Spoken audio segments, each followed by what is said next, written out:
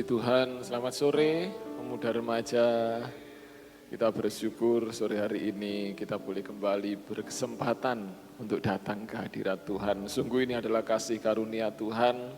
Kita perlu bersyukur, kita perlu berterima kasih. Karena hanya hidup kita yang dapat kita persembahkan di hadapannya. Saya undang bangkit berdiri, kita mau berterima kasih kepada Yesus. Karena Dia mengasihi kita, karena Dia memiliki kita. Mari kita persembahkan seluruh hidup kami, hidup kita kepada Dia, Allah yang sudah mengasihi. Haleluya.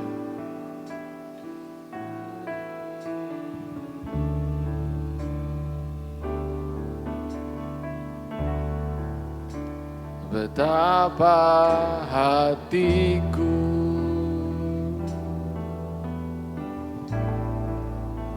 berterima kasih Yesus, Kau mengasihiku, Kau memilikiku. Mari sama-sama berterima kasih kepada Yesus. Haleluya. Betapa hatiku berterima kasih Yesus, Kau mengasihiku. Haleluya. Kau memilikiku.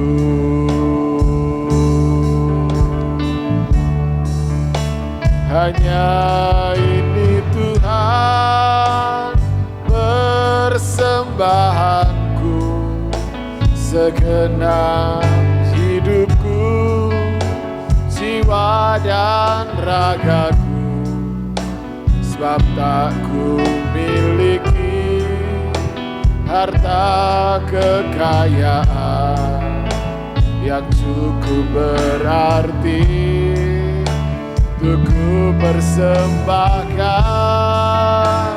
Hanya ini Tuhan permohonanku, terimalah Tuhan persembahanku. Pakailah hidupku sebagai alatmu seumur hidupku. Kami mau bawa kehidupan kami kepadamu Tuhan. Betapa hatiku, kami berterima kasih Yesus.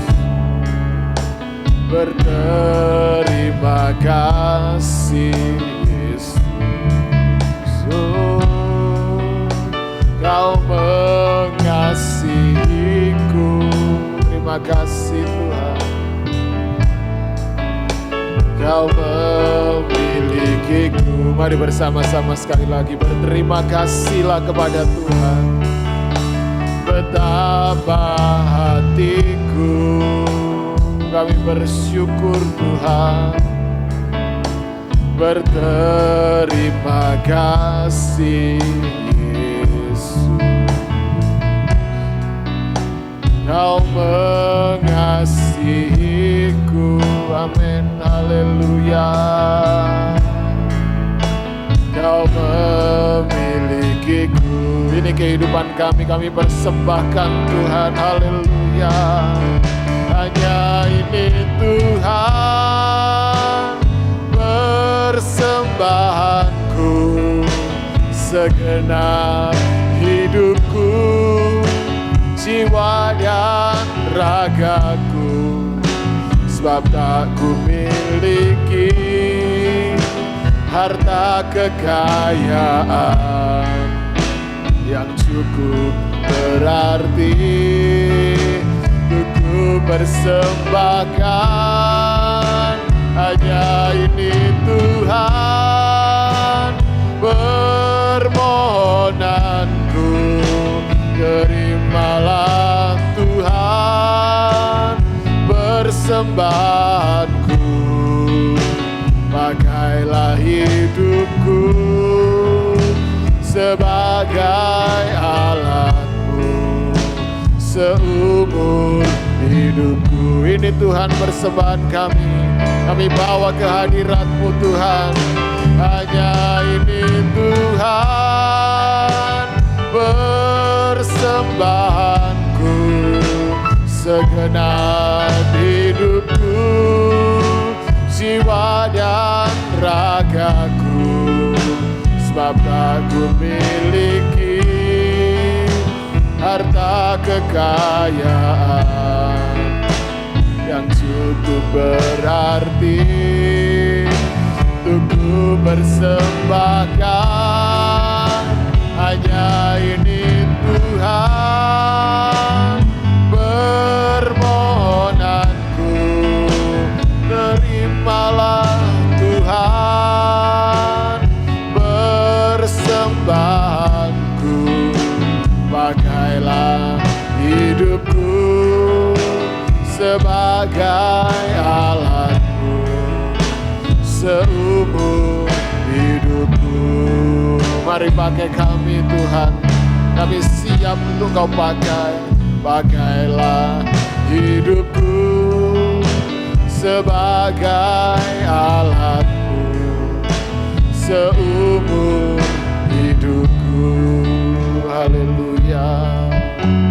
Terima kasih Tuhan, terima kasih Yesus. Kami bawa kepadamu saat ini Tuhan.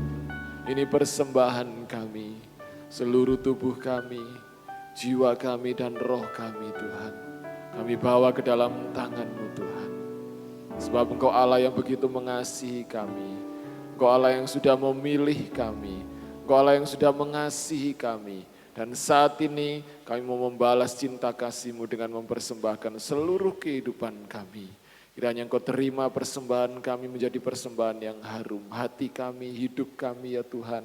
Kami mau memuliakan nama-Mu. Kuasa-Mu Roh Kudus-Mu bekerja dalam pujian kami. Engkau bertahta di atas puji-pujian kami. Dan kami siap memuliakan nama-Mu. Kami mau bersuka cita, meninggikan dan membesarkan nama-Mu. Di dalam nama Tuhan Yesus Kristus kami berdoa. Haleluya. Amin. Puji Tuhan, silakan duduk kembali.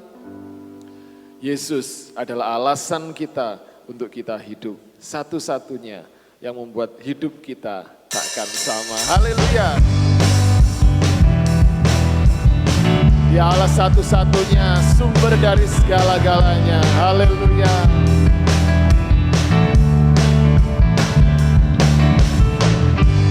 Kaulah satu-satunya sumber dari segalanya. Kau kebenaran yang selalu ku pegang. Kau keyakinanku untuk bersinar terang. Yesus Tuhanku yang berkuasa atasku, hidupku takkan sama. Ku tahu sungguh anugerah-Mu bagiku, hidupku takkan sama.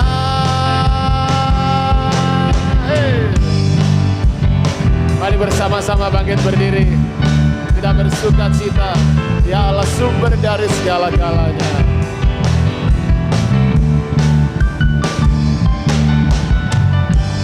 Kaulah satu-satunya.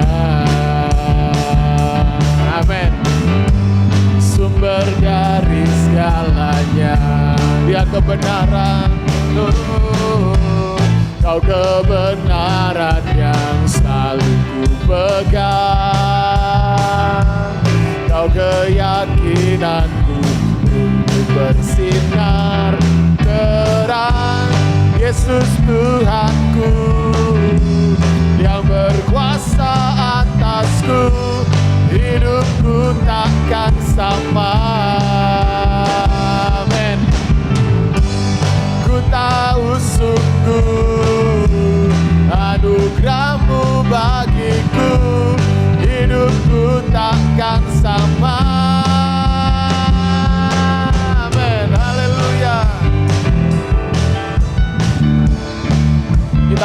akui Dialah sumber dari segalanya.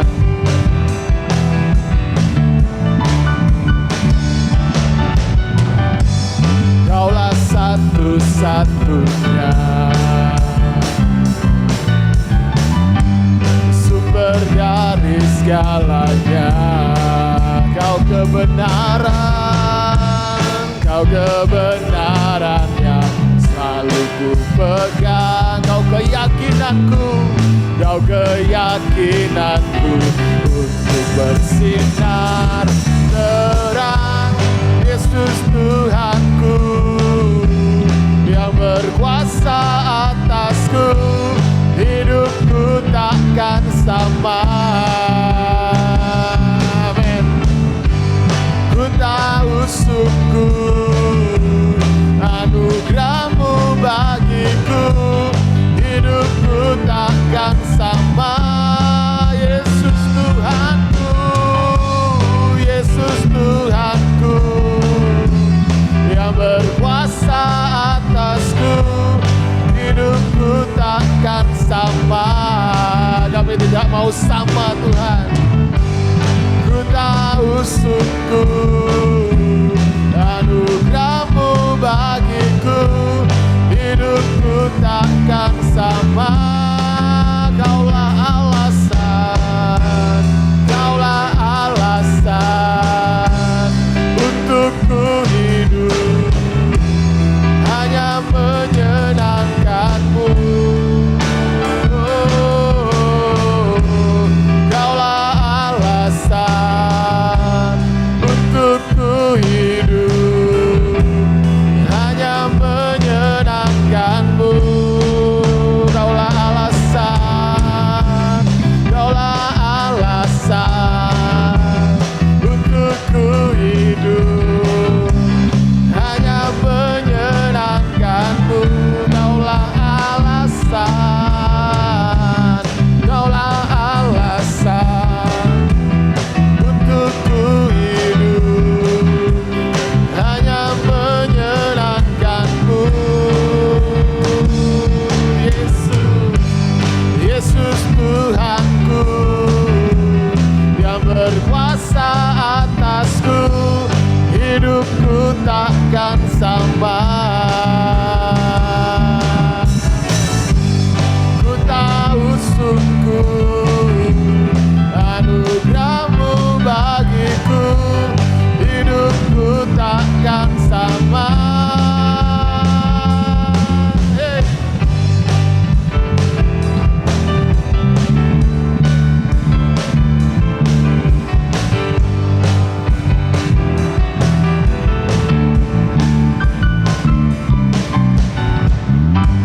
Haleluya, tetap bangkit berdiri teman-teman. Kita mau jadikan Yesus andalan dalam kehidupan kita. Kita mau jadikan Yesus berjalan di depan kita. Kita pujikan pujian ini. Haleluya.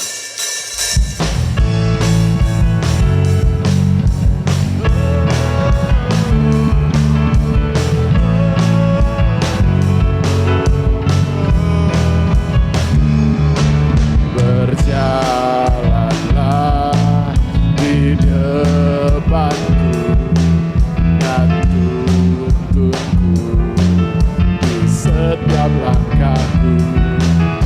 Bukan selalu berharap padamu, sahabatku, Bapa dan Rajaku. Terimalah semua hormat dan pujian yang ku beri, dan ku bawakan syukur bagi kasih yang sejati. Yuk sama-sama katakan, yuk. Semuanya dari-Mu, semuanya untuk-Mu. Pujian syukurku Tuhan, ku serahkan padamu. Semuanya dari-Mu, semuanya untuk-Mu. Pujian syukurku Tuhan, ku serahkan padamu.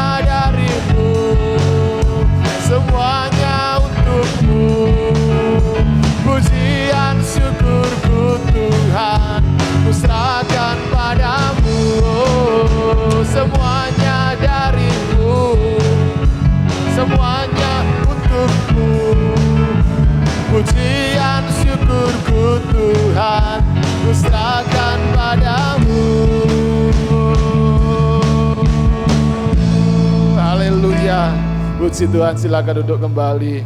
Pemuda remaja yang terkasih dalam Tuhan, semuanya dari Tuhan, semuanya untuk Tuhan. Pujian syukur kita mau naikkan hanya kepada Dia. Puji Tuhan, saya beri kesempatan kur dari pemudinya untuk memuji Tuhan.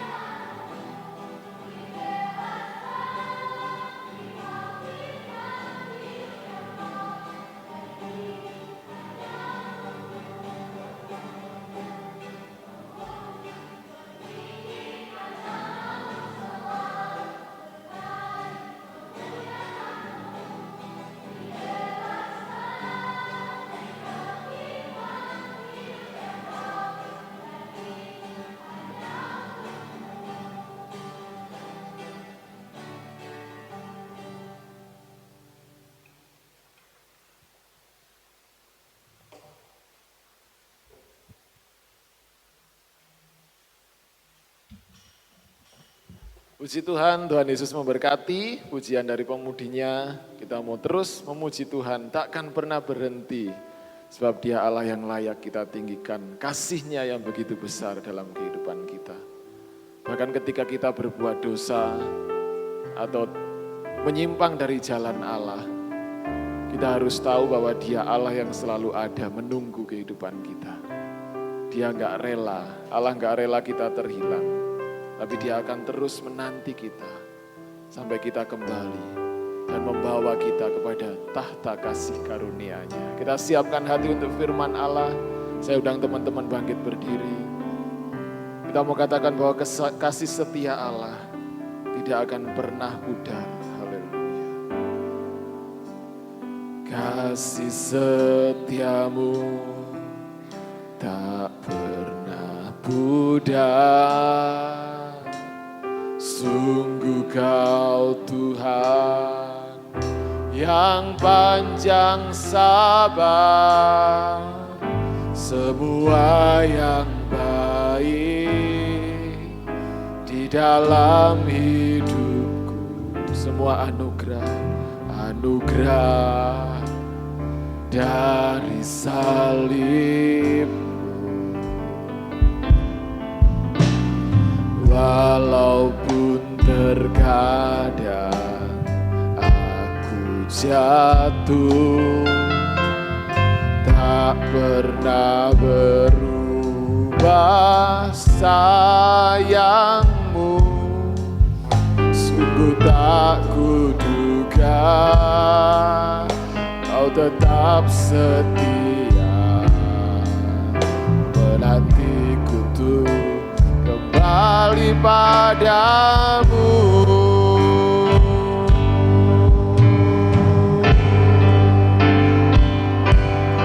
Besar kasih karunia yang Engkau tunjukkan, Yesus. Sungguh ku bersyukur tinggi melebihi langit. Kau angkat diriku dekat ke tahta kasih karuniamu. Kami bersyukur Tuhan, Kau Allah yang selalu setia dalam hidup kami. Kasih setiamu tak pernah pudar. Sungguh Kau Tuhan yang panjang sabar, amin. Semua yang baik di dalam hidupku, anugerah dari salibmu. Terima kasih buat kasih-Mu Bapa. Walaupun terkadang aku jatuh, tak pernah berubah sayang-Mu. Oh haleluya, sungguh tak kuduga Kau tetap setia, amin. Menantiku tuh kembali padamu. Besar kasih karunia yang Engkau tunjukkan, Yesus.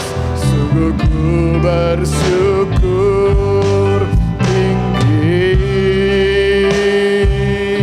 melebihi langit.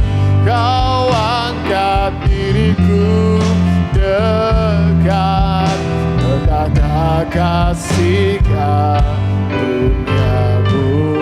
Mungkin terkadang kita jatuh, tetapi Allah selalu ada bersama-sama dengan kita. Haleluya. Walaupun terkadang aku jatuh, tak pernah berubah sayang-Mu. Oh haleluya, sungguh tak kuduga Kau tetap setia. Dia menantiku tuh kembali padamu. Besar kasih karunia yang Engkau tunjukkan, Yesus. Sungguh ku bersyukur tinggi melebihi langit. Kau angkat diriku dekat ke tahta kasih karuniamu, amin. Besar kasih karunia yang Engkau tunjukkan, Yesus. Sungguh ku bersyukur tinggi melebihi langit. Kau angkat diriku dekat ke tahta kasih karuniamu. Kau angkat diriku dekat ke tahta kasih karuniamu. Terima kasih Tuhan. Kami bersyukur buat kasih karunia-Mu. Bahkan Kau membawa kami tinggi Tuhan, mendekat kepada kasih-Mu selalu. Terima kasih Bapa, haleluya. Kita masuk dalam doa dengan kasih Kristus. Saudara Marcel berdoa buat firman Tuhan.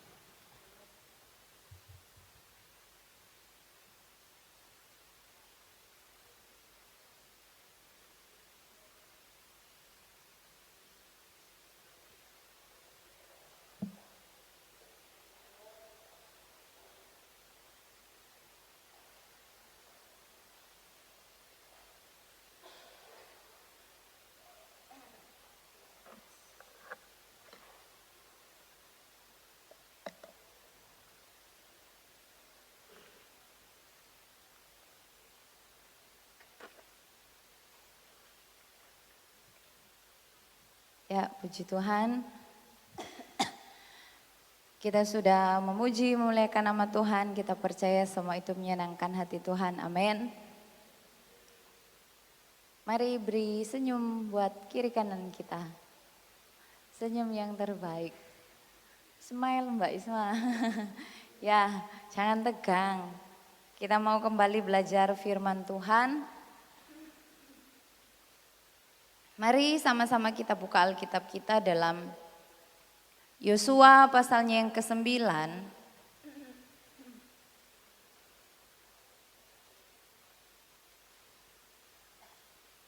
Kitab Yosua pasalnya yang ke-9.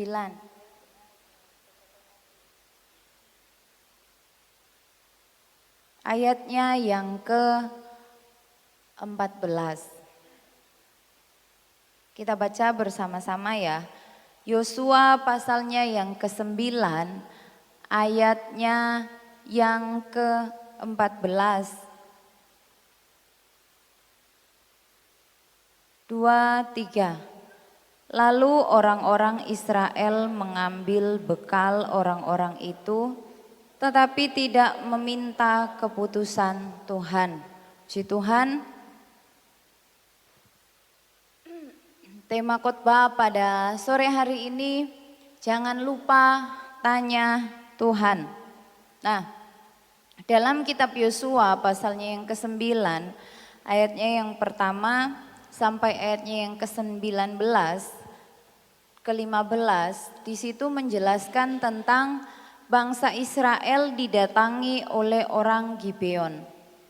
Mereka datang dengan pakaian yang lusuh, roti yang sudah kering, dan perlengkapan-perlengkapan yang tua, seolah-olah mereka ini datang dari negeri yang sangat jauh.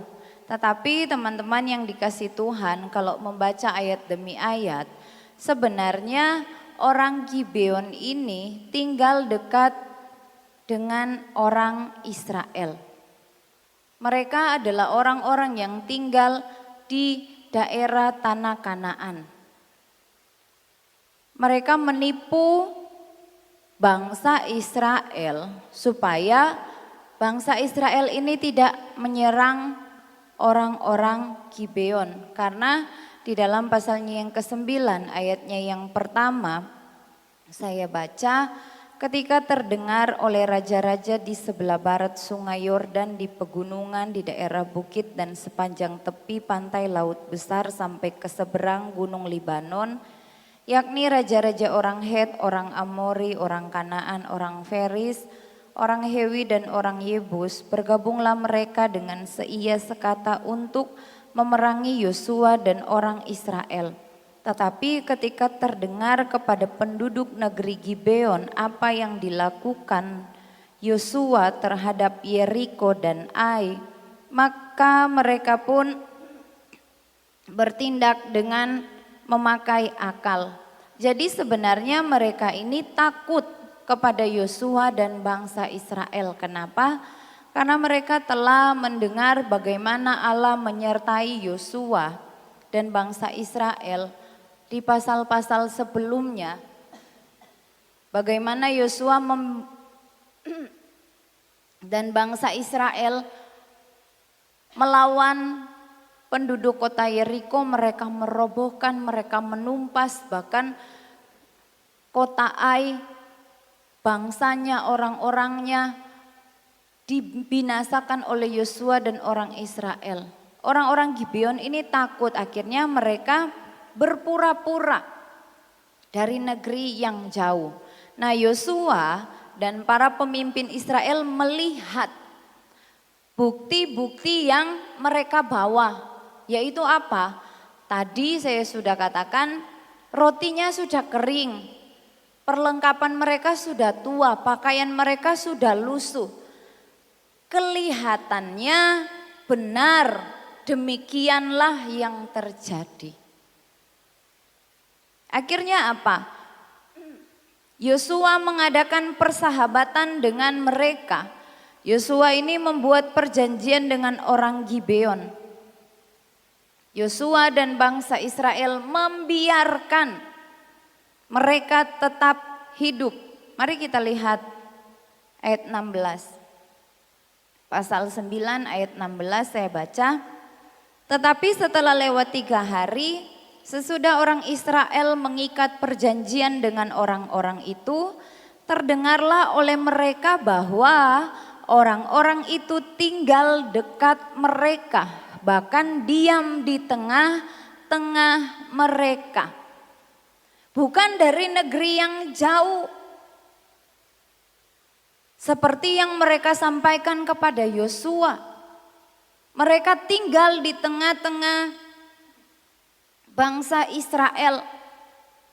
Di dalam Ulangan pasalnya yang ke-7 ayatnya yang pertama sampai 26, kalau teman-teman bisa membuka, membaca, mempelajari, bahwa firman Allah mengatakan orang Israel tidak boleh mengadakan perjanjian dengan penduduk Kanaan. Kenapa?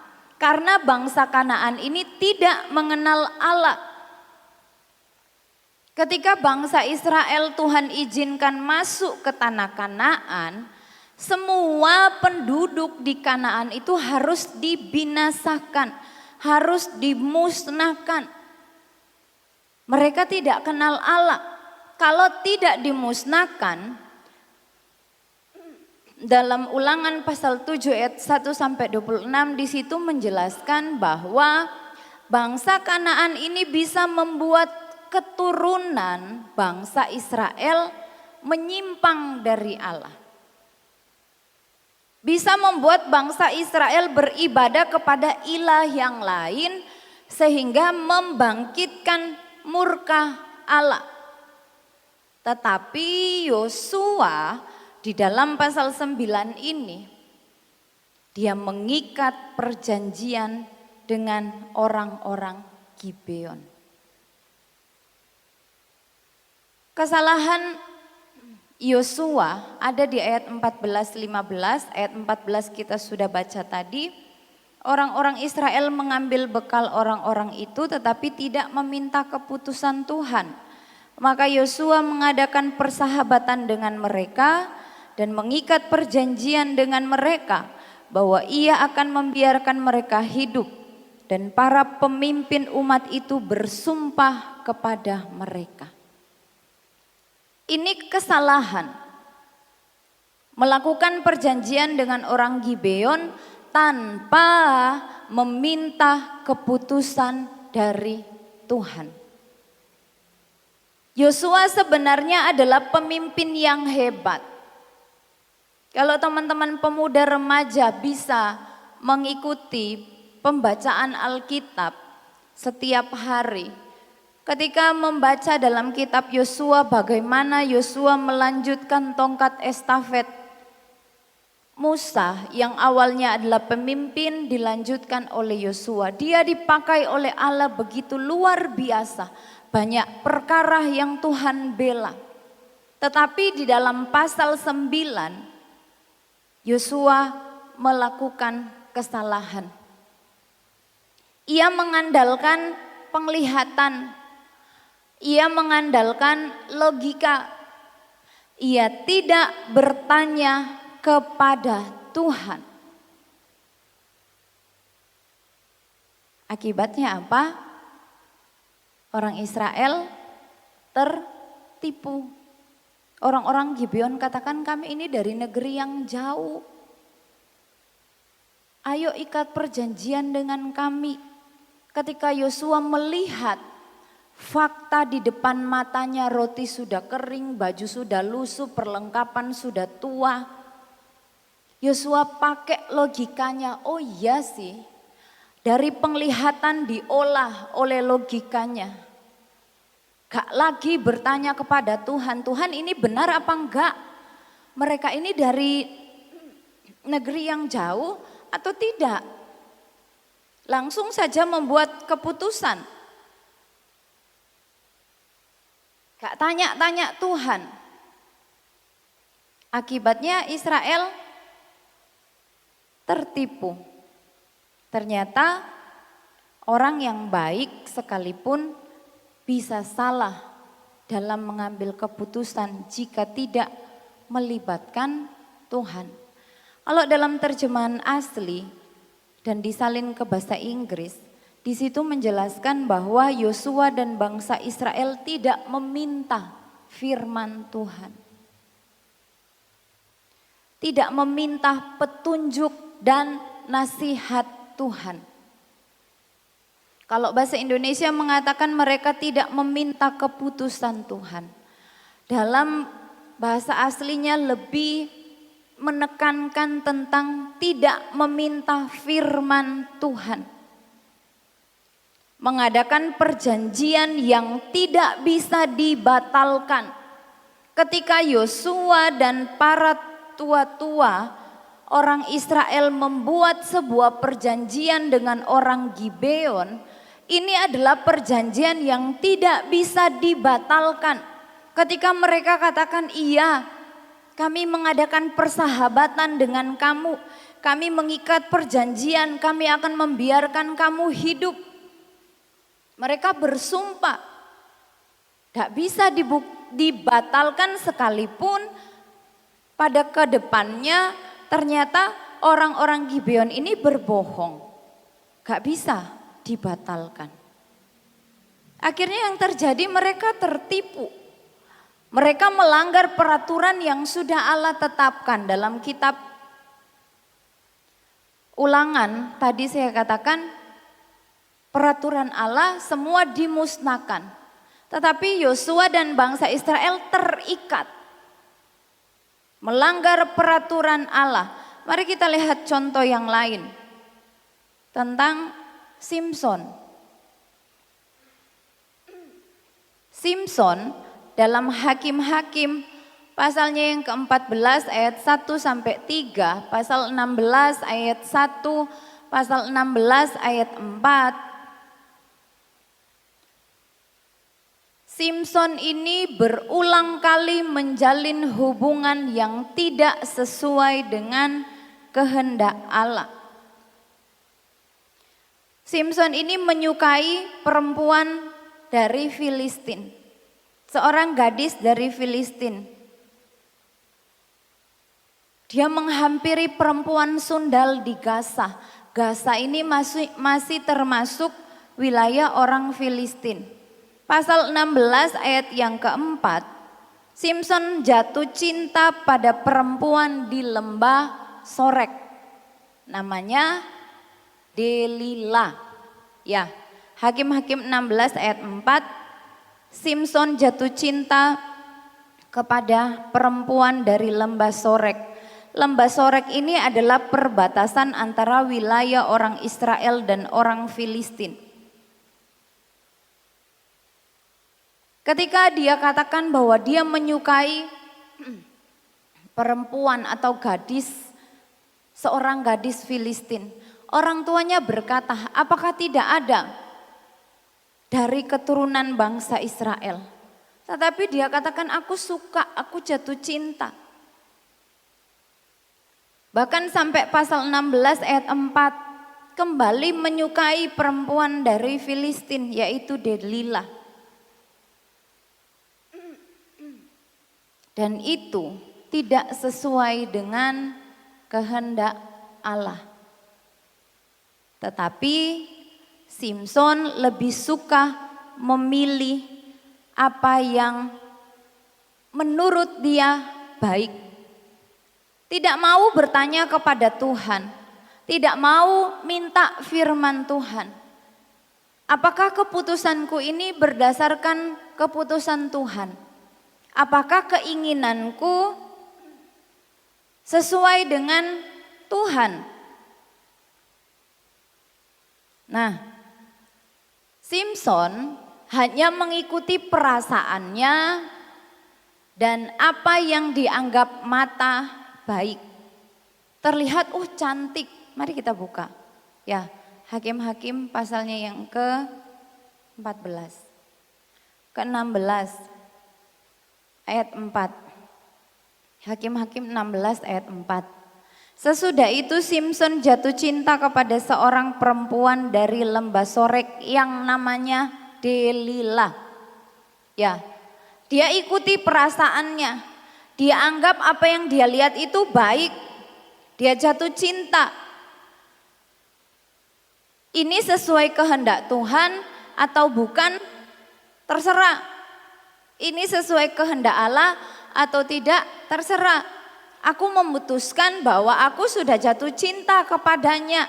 Akhirnya kita lihat pasal 16 ayat 5. Lalu datanglah raja-raja kota orang Filistin kepada perempuan itu sambil berkata, cobalah bujuk dia untuk mengetahui karena apakah kekuatannya demikian besar dan dengan apakah kami dapat mengalahkan dia dan mengikat dia untuk menundukkannya. Maka kami masing-masing akan memberikan 1.100 uang perak padamu. Lah, Simson sudah jatuh cinta kepada Delila. Tetapi ternyata raja-raja kota orang Filistin datang untuk menyuap Delila. Kalau kamu bisa tahu apa yang menjadi alasan, apa yang menyebabkan kekuatan Simson ini begitu besar, kami akan memberikan 1.100 uang perak kepadamu. Karena Simson ini adalah nasir Allah. Dia begitu kuat tenaganya. Dia bisa melawan beribu-ribu orang. Dia bisa melakukan hal-hal yang dahsyat dengan kekuatan tenaganya. Orang Filistin gak bisa kalahkan dia. Akhirnya mereka menggunakan Delila. Mereka menggunakan Delila. Ayat-ayat selanjutnya, ayat 7, ayat 12, ayat 13. Delila bertanya, Simson dengan apa kamu baru bisa ditundukkan? Yang pertama Simson kasih tahu, gak mempan. Yang kedua, gak betul. Yang ketiga, masih salah lagi. Akhirnya di dalam ayatnya yang ke-15 berkatalah perempuan itu kepadanya, bagaimana mungkin engkau berkata aku cinta kepadamu padahal hatimu tidak tertuju kepadaku? Sekarang telah 3 kali engkau mempermain-mainkan aku dan tidak mau menceritakan kepadaku. Karena apakah kekuatanmu demikian besar? Lalu setelah perempuan itu berhari-hari merengek-rengek kepadanya dan terus mendesak-desak dia, ia tidak dapat lagi menahan hati sehingga ia mau mati rasanya. Begitu ya kalau lagi jatuh cinta. Masih dikatakan orang, kotoran di mata bisa terasa coklat. Maaf kata ya, bisa terasa coklat. Sesuatu yang salah bisa dinormalisasikan. Karena lagi jatuh cinta. Gak ada lagi tanya-tanya Tuhan. Gak ada lagi minta-minta saran dari Tuhan. Gak ada lagi minta-minta keputusan dari Tuhan. Ketika Delila merengek-rengek berhari-hari, dia mendesak Simson. Simson gak bisa tahan lagi hatinya. Katanya dia seperti mau mati rasanya. Akhirnya dia kasih tahu. Dia kasih tahu, maka ayat 17, maka diceritakannya lah kepadanya segala isi hatinya. Katanya, kepalaku tidak pernah kena pisau cukur, sebab sejak dari kandungan ibuku aku ini seorang nasir Allah. Jika kepalaku dicukur, maka kekuatanku akan lenyap daripadaku dan aku menjadi lemah dan sama seperti orang-orang lain. Dia kasih tahu rahasia yang sebenarnya tidak boleh diketahui oleh orang lain. Dia salah pilih perempuan. Dia salah menaruh hati kepada lawan jenisnya. Dia jatuh cinta kepada perempuan Filistin yang akhirnya bersekongkol dengan raja-raja kota orang Filistin. Gak minta arahan Tuhan, gak minta saran Tuhan, hanya mengikuti perasaan dan apa yang dianggap mata baik. Dia lakukan itu, akhirnya apa? Akibatnya Simson jatuh, dia kehilangan kekuatan dan matanya dicungkil. Kita lihat ayat yang ke-19. Sesudah itu dibujuknya Simson tidur di pangkuannya. Lalu dipanggilnya seorang dan disuruhnya mencukur ketujuh rambut jalinnya. Sehingga mulailah Simson ditundukkan oleh perempuan itu. Sebab kekuatannya telah lenyap daripadanya. Lalu berserulah perempuan itu, orang Filistin menyergap engkau Simson. Maka terjagalah ia dari tidurnya serta katanya, seperti yang sudah-sudah aku akan bebas dan akan meronta lepas. Tetapi tidaklah diketahuinya bahwa Tuhan telah meninggalkan dia. Orang Filistin itu menangkap dia, mencungkil kedua matanya dan membawanya ke Gaza. Di situ ia dibelenggu dengan 2 rantai tembaga dan pekerjaannya di penjara ialah menggiling. Akibat yang fatal ketika tidak meminta arahan, petunjuk dan firman Tuhan. Hati-hati dalam membuat keputusan. Keputusan hari ini menentukan hari-hari ke depannya. Simson jatuh, dia kehilangan kekuatan. Akhirnya apa? Ketika orang Filistin menangkap dia, kedua matanya dicungkil. Dikira seperti sebelum-sebelumnya dia tetap kuat. Ternyata apa? Tuhan telah meninggalkan Simson. Sangat fatal akibatnya. Yosua dan bangsa Israel tidak meminta keputusan Tuhan. Mereka tidak mau bertanya tentang firman Tuhan. Akibatnya Israel tertipu oleh orang Gibeon. Simson tidak meminta arahan Tuhan. Dia ikuti keinginannya sendiri. Akibatnya apa? Dia kehilangan kedua matanya. Dia jatuh dalam dosa. Dia dibelenggu oleh 2 rantai tembaga dan dia memiliki pekerjaan yang baru di penjara, yaitu penggiling. Jadi budak, ngeri sekali. Bahkan Simson akhirnya mati. Tuhan beri dia kesempatan, tetapi dia harus melewati masa-masa yang sukar. Gak bisa lagi melihat keindahan dunia. Kenapa? Matanya sudah dicungkil. Gak bisa lagi melihat hal-hal apa yang Tuhan ciptakan di sekitarnya. Teman-teman pemuda remaja yang dikasihi Tuhan, melalui peristiwa-peristiwa baik dalam kitab Yosua maupun dalam kitab Hakim-Hakim tentang Simson, kita bisa mempelajari beberapa hal. Ya,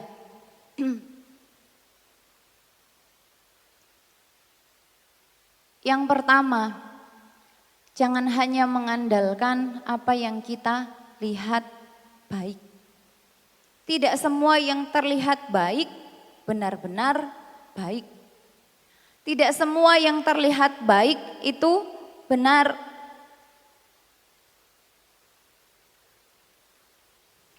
Contoh,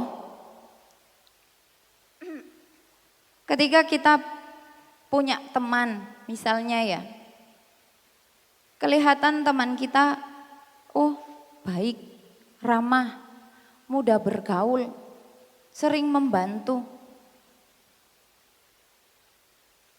baik sama kita. Tetapi ketika kita berteman dengan mereka, semakin dekat ternyata mereka suka mengajak untuk berbohong, suka melanggar peraturan-peraturan sekolah. Hanya terlihat baik, hanya terlihat ramah, hanya terlihat mudah bergaul. Tetapi yang sebenarnya melakukan hal yang tidak benar. Awalnya terlihat baik tetapi pengaruhnya bisa membawa ke arah yang salah. Maka dari itu bijak dalam memilih teman. Jangan hanya mengandalkan apa yang terlihat baik, bukan kita pilih-pilih, bukan kita mengeksklusifkan diri. Tidak, bukan yang demikian. Tetapi kita lihat dari peristiwa Simpson, dari peristiwa Yosua. Mereka hanya mengandalkan penglihatannya saja, tanpa melibatkan Tuhan. Oh ini baik, oh ini bagus, faktanya betul, tapi akhirnya membuat mereka jauh dari Tuhan, membuat mereka salah arah.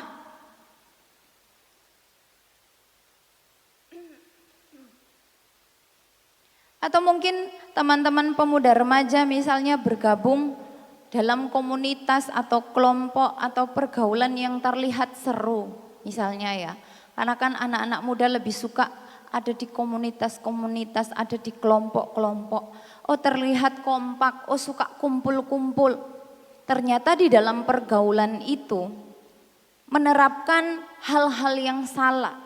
Ucapan-ucapan yang kotor, ungkapan-ungkapan yang kotor, kata-kata yang kasar, suka mengejek orang lain. Kalau kita terus-menerus ikut dalam pergaulan itu, lama-kelamaan cara berpikir kita, sikap kita akan menjadi sama dengan mereka. Pergaulan yang terlihat seru, pergaulan yang terlihat menyenangkan, pergaulan yang terlihat kompak. Tapi kalau ternyata isinya membuat kita menjadi tidak baik, jangan mau terus ada di dalam komunitas itu.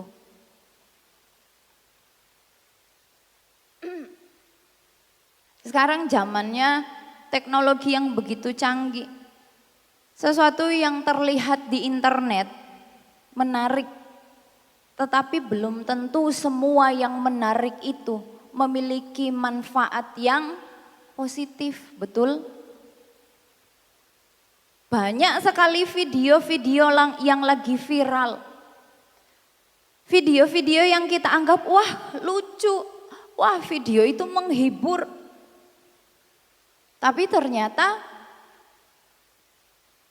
kata-katanya kurang bagus, kurang baik. Menurut kita, menurut mereka, umpatan-umpatan, kata-kata kasar dimasukkan di reels, di video-video singkat. Oh itu bisa menarik followers. Oh itu bagus. Kita mungkin terhibur ketika melihat ada orang lain mengejek-ejek temannya, mengata-ngatai. Oh kamu dasar ini, oh kamu dasar itu. Terus ada yang tertawa. Kita tidak sadar kita ikut tertawa. Tetapi ternyata itu sesuatu yang tidak pantas untuk ditiru. Di internet ada banyak sekali influencer yang terlihat sukses hidupnya. Betul? Banyak sekali. Akhirnya kita mulai banding-bandingkan. Lek hidupku kayak dia, kayaknya enak ya. Aku mau ikut. Kita mulai tidak bersyukur dengan apa yang Tuhan berikan dalam hidup kita. Terlihat baik belum tentu itu benar. Terlihat baik menurut kita. Apakah itu baik di pemandangan Tuhan? Yang kedua, dari peristiwa ini dapat kita pelajari, jangan terlalu percaya diri dengan kepandaian sendiri. Bukan berarti kita nggak boleh pede. Bukan berarti kita harus jadi orang yang minder, bukan. Tetapi maksud di dalam konteks Yosua dan Simson, mereka merasa sudah pintar, mereka sudah merasa pandai, hebat. Karena memiliki pengalaman-pengalaman yang luar biasa di waktu-waktu sebelumnya. Mereka menang dalam peperangan demi peperangan. Makanya ketika terlihat hanya sepele, gak usah lagi libatkan Tuhan. Mereka percaya diri, meyakini bahwa keputusan yang dibuat itu adalah hal yang benar. Apakah betul demikian?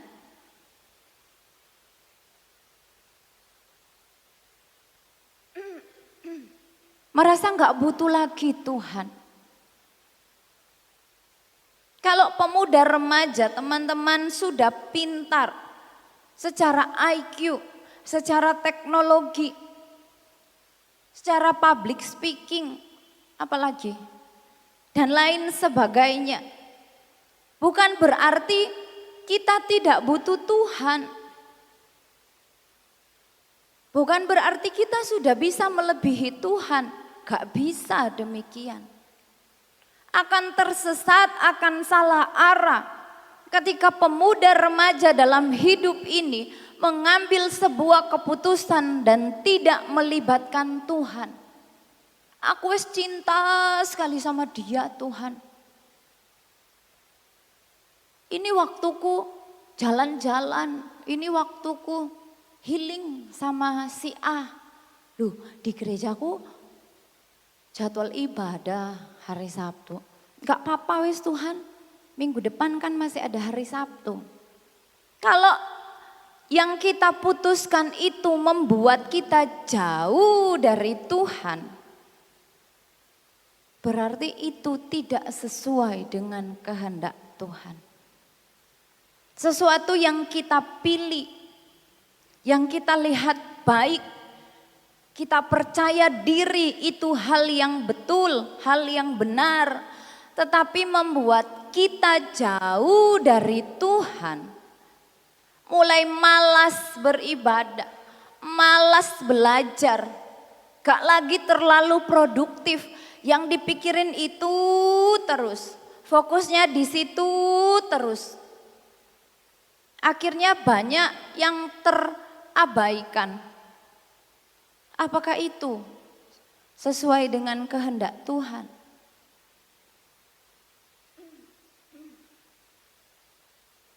Ya, yang ketiga dari peristiwa ini kita mau belajar biasakan diri bertanya kepada Tuhan. Amin. Sebelum mengambil keputusan, sebelum melangkah lebih lagi, ayo biasakan diri minta arahan, minta petunjuk Tuhan. Sepintar-pintarnya kita, sehebat-hebatnya kita, seyakin-yakinnya kita dengan apa yang kita yakini itu benar, tetaplah bertanya kepada Tuhan. Tetaplah minta arahan, minta petunjuk kepada Tuhan. Apalagi berhubungan dengan pasangan hidup. Bukan hal yang main-main. Mungkin teman-teman pemuda remaja katakan, aku masih muda kok. Aku masih remaja, ngapain Tante Jill bahas yang begitu. Menjadi bekal buat kita. Menjadi sebuah pandangan untuk kedepannya. Bukan menakut-nakuti, tidak. Tetapi lihat Simson. Sekalipun Delila dari bangsa Filistin, dia tetap jatuh cinta kepadanya. Kalau memang dia bertanya kepada Tuhan dan Tuhan kasih petunjuk, pasti Tuhan akan tolong. Pasti Tuhan akan berikan arahan demi arahan. Kamu harus seperti ini, kamu harus seperti ini. Akhirnya apakah Delila cinta kepada Simson? Tidak. Buktinya dia mencari. Buktinya dia tergoda dengan uang perak yang ditawarkan oleh raja kota-kota Filistin. Buktinya dia mencari tahu apa kelemahan Simson supaya kekuatannya itu hilang. Akhirnya apa? Hal yang fatal yang Simson alami. Bertanya kepada Tuhan, caranya gimana? Melalui doa. Jadilah pemuda remaja yang suka berdoa kepada Tuhan, amin. Bukan katakan doa itu hanya khusus orang tua. Nanti saja kalau saya sudah tua baru saya mau berdoa. Atau enggak punya pemikiran, saya mau berdoa kalau saya butuh sesuatu sama Tuhan. Saya mau berdoa kalau saya sakit. Tidak. Doa itu adalah komunikasi kita dengan Tuhan. Kita berbicara dengan Tuhan. Kita bisa bertanya. Kita bisa cerita ke Tuhan. Kita bisa dapatkan jawaban dari Tuhan. Kita bisa tahu kehendak Allah melalui doa-doa yang kita sampaikan kepada Allah. Jangan hidupnya lempeng-lempeng aja. Jangan keseharian waktu berjalan begitu cepat dan habis begitu saja. Tidak ada sesuatu yang betul-betul bermanfaat untuk sampai kekekalan. Hidup kita ini enggak fokus hanya untuk urusan jasmani saja di dunia. Adakah pemuda remaja memberikan waktu yang terbaik untuk berdoa kepada Tuhan? Kalau malas berdoa, bahkan tidak berdoa, bagaimana kita bisa mendapatkan jawaban atas setiap pertanyaan-pertanyaan dalam kehidupan kita? Saya mau lanjut sekolah kemana? Tanya orang tua bingung, tanya teman bingung, tanya diri sendiri bingung, tanya oh Tuhan, kira-kira di sini bisa enggak Tuhan? Saya punya sekolah favorit, saya punya jurusan favorit ketika saya mau lanjut kuliah. Kira-kira ini berkenan gak sama Tuhan? Kira-kira dengan apa yang saya ambil bisa membawa saya lebih dekat dari Tuhan atau lebih jauh? Ya, belajar berdoa kepada Tuhan. Biasakan diri bertanya kepada Tuhan melalui doa, melalui firman Tuhan, melalui pemberitaan-pemberitaan firman Allah seperti saat ini kita ibadah, kita dengar firman, kita bisa baca Alkitab. Kita ini sudah punya Alkitab, masing-masing punya pasti ya. Ini firman Tuhan, baca, dibaca. Lah kitabe dhewe enggak mau dibaca, lah kitabe sopo sing mau dibaca? Tuhan kasih Alkitab, ini firman Tuhan. Ayo dibaca. Bukan cuma dibawa ketika ibadah di rumah dibiarkan nganggur, lebih tertarik dengan gadget. Kalau HP-an berjam-jam kita bisa scroll-scroll, bisa sembarang kalir kerjakan, boleh. Tapi jangan lupa baca Alkitab, firman Tuhan. Kita bisa bertanya melalui firman Tuhan. Kita bisa mendapatkan jawaban. Bertanya kepada Tuhan melalui Roh Kudus. Tuhan kasih jawaban-jawaban. Tuhan bisa kasih jawaban melalui orang tua. Ketika kita punya keinginan, kita bingung apakah ini benar atau salah. Ini harus diputuskan. Tanya sama orang tua. Tuhan bisa berbicara melalui orang tua kita. Tuhan bisa berbicara dengan menggunakan banyak sekali media. Intinya belajar bertanya. Biasakan bertanya kepada Tuhan, bukan kepada yang lain. Sekarang lagi viral ya.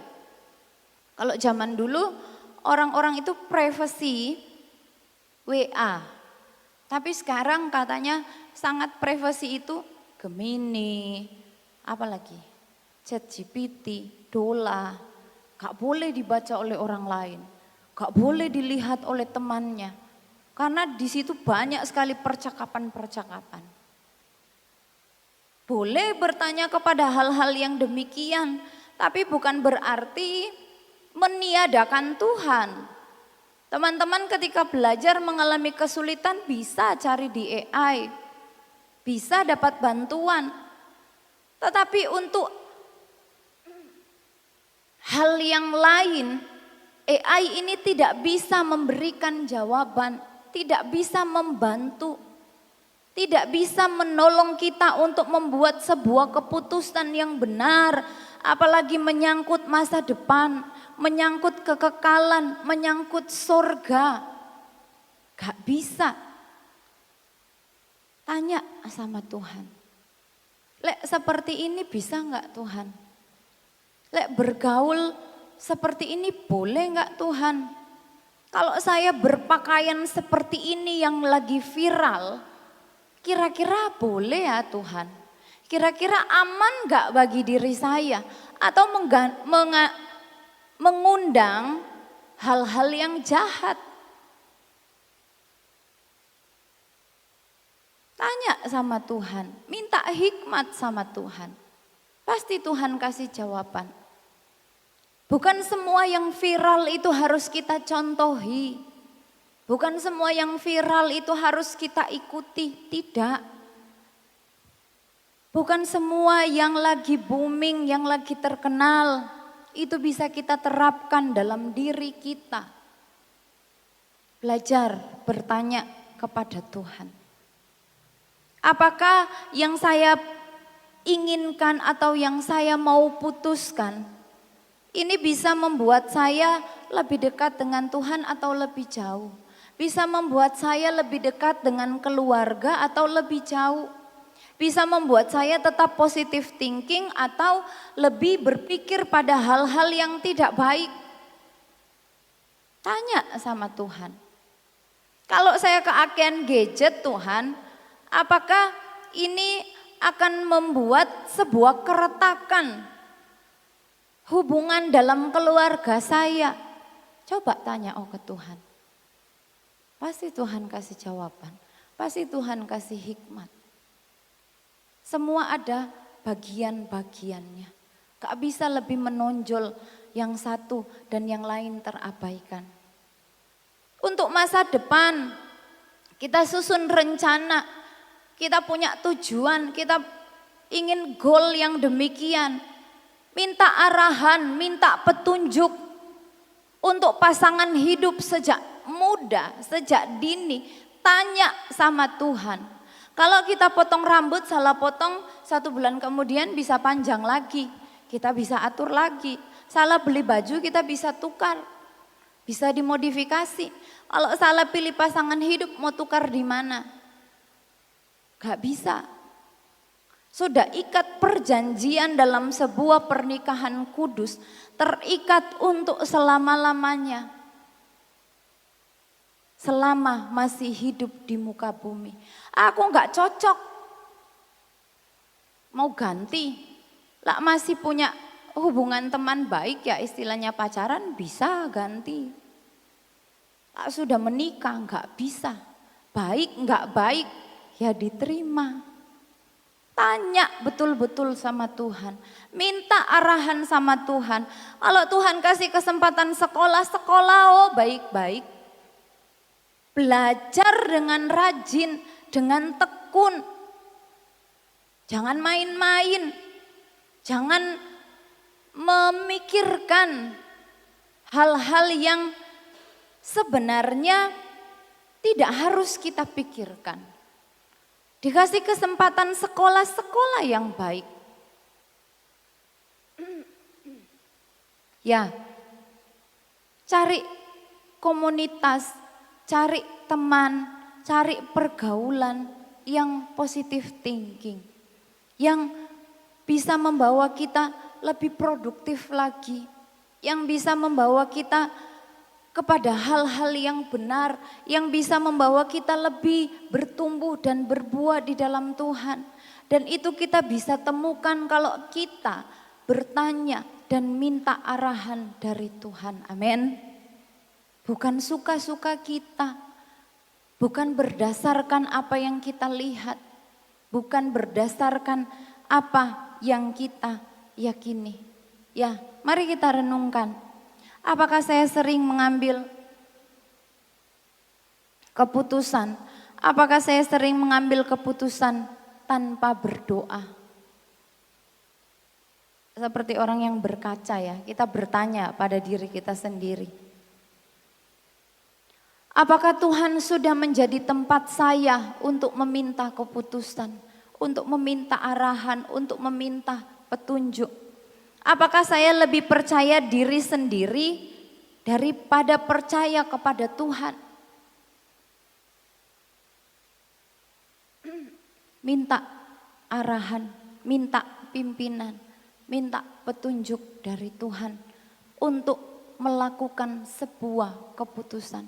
Keputusan hari ini yang kita buat akan mempengaruhi langkah-langkah kita ke depannya.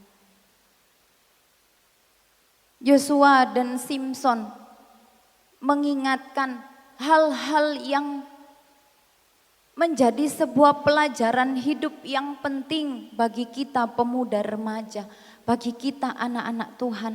Masalahnya bukan karena mereka bodoh, bukan IQ-nya rendah.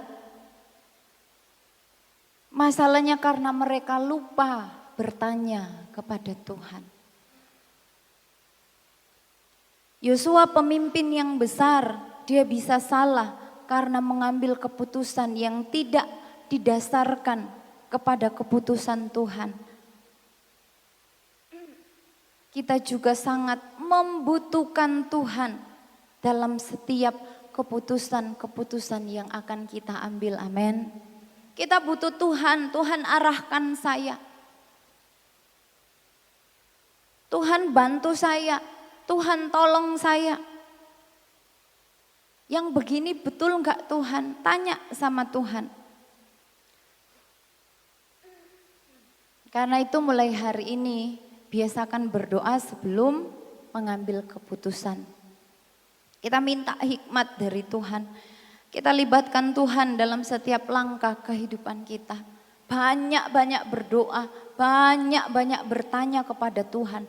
Tuhan gak akan bosan. Tuhan gak akan menjauh dari kita ketika kita terus dan terus bertanya kepada Tuhan. Ketika kita terus mendekat dan mendekat kepada Tuhan, berdoa, kita meminta arahan dari Tuhan, kita akan semakin diberikan hikmat, kita akan semakin diberikan pengertian, bukan kebal terhadap dosa, bukan menjadi pribadi-pribadi yang hebat atau terhindar dari kegagalan demi kegagalan, tidak. Tetapi kita tidak akan menjadi pribadi yang membangkitkan murka Tuhan. Ketika kita membuat keputusan yang berdasarkan kehendak Tuhan, kita sudah tanya dulu kepada Tuhan, akan ada damai sejahtera. Amin. Akan ada pertolongan-pertolongan yang Tuhan berikan, sekalipun akan mengalami atau melewati masa-masa yang sukar dalam prosesnya. Maka dari itu pemuda remaja, jangan lupa bertanya kepada Tuhan dalam setiap keputusan-keputusan yang akan kita ambil dalam kehidupan kita. Tuhan Yesus memberkati. Sama-sama bangkit berdiri. Saya kembalikan kepada Bapak Gembala, pimpinlah daku, ya Tuhan.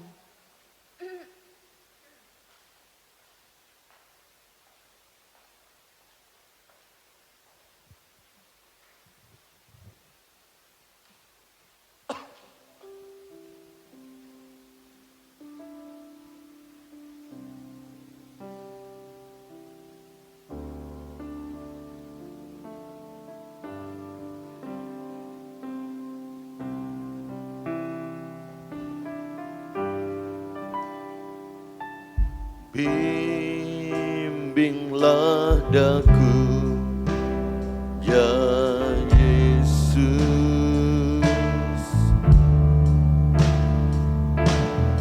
di sepanjang jalan hidupku.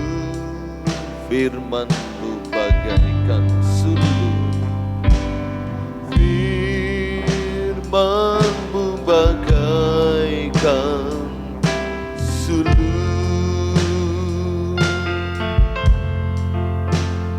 agar ku tak sesat di jalan. Bimbinglah daku, bimbinglah daku, ya Yesus,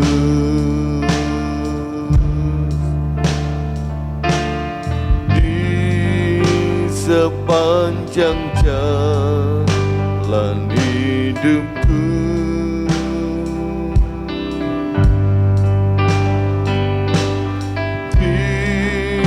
Firman-Mu bagaikan sulur, agar ku tak sesat di jalan. Tanpa Yesus aku, tanpa Yesus membimbingku, tanpa Yesus menopangku, ku kan jatuh.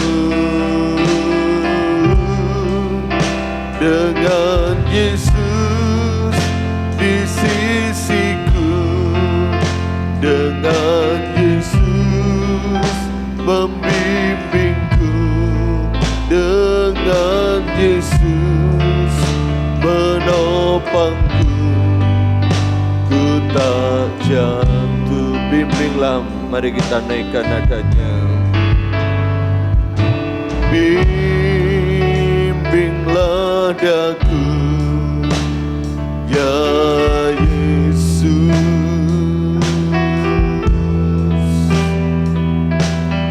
di sepanjang jalan hidupku.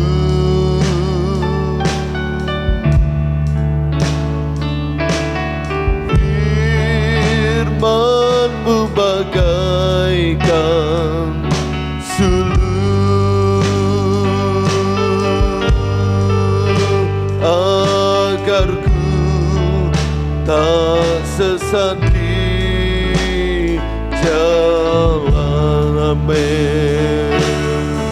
Oh, tanpa Yesus di sisiku, tanpa Yesus membimbingku, tanpa Yesus menopangku, ku kan jatuh. Dengan Yesus di sisiku, dengan Yesus membimbingku, dengan Yesus menopangku, ku tak jatuh. Tanpa Yesus, tanpa Yesus di sisiku, tanpa Yesus membimbingku, tanpa Yesus menopangku, ku kan jatuh. Dengan Yesus di sisiku, dengan Yesus membimbingku, dengan Yesus menopangku, ku tak jatuh. Haleluya. Biar firman Tuhan malam hari ini mengingatkan kita senantiasa supaya dalam segala perkara tanya Tuhan terlebih dahulu. Dia akan memberikan jawaban bagi siapapun yang bertanya kepadanya. Tuhan memberkati. Kita akan masuk dalam doa. Saudari Devina angkat dalam doa. Terima kasih.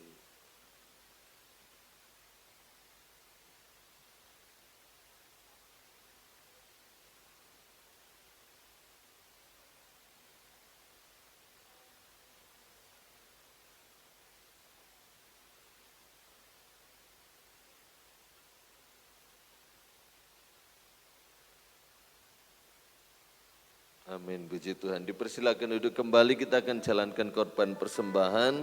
Kita angkat satu pujian, Kau Tuhan yang mulia, turun ke dunia.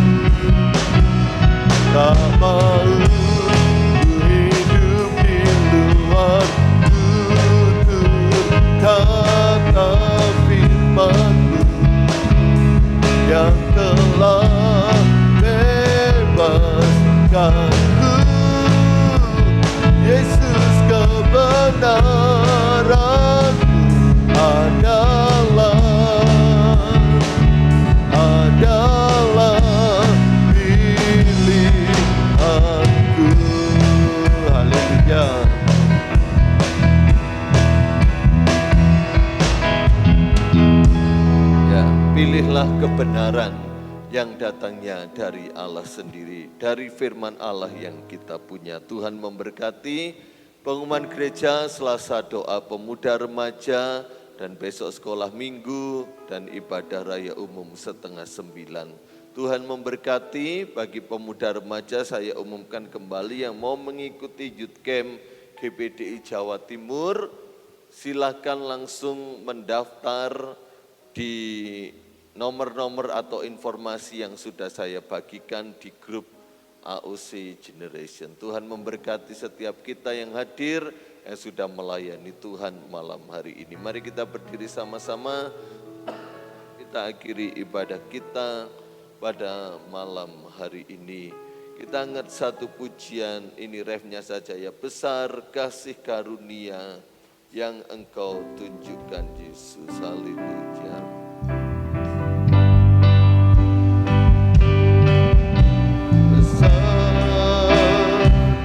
Kasih karunia yang Engkau tunjukkan Yesus, sungguh ku bersyukur tinggi,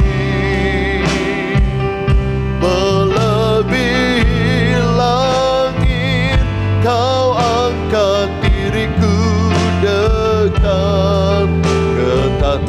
kasih karuniamu. Haleluya. Besar kasih karunia yang Engkau tunjukkan, Yesus. Sungguh ku bersyukur. Tinggi melebihi langit, Kau angkat diriku dekat ke tata kasih karuniamu. Semua karena anugerah Tuhan yang Kau tunjukkan, yang Kau berikan dalam kehidupan kami. Seringkali kami berjalan berdasarkan apa yang menurut pikiran dan pandangan kami baik, namun sebenarnya itu salah di hadapan Tuhan.